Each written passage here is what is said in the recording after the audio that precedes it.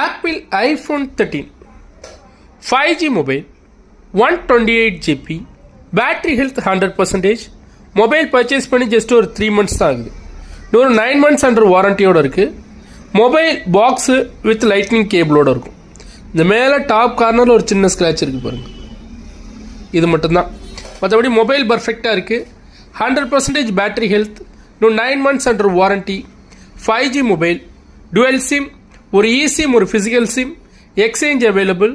Interest இருக்கவங்க டேரெக்டாக எனக்கு கால் பண்ணுங்க.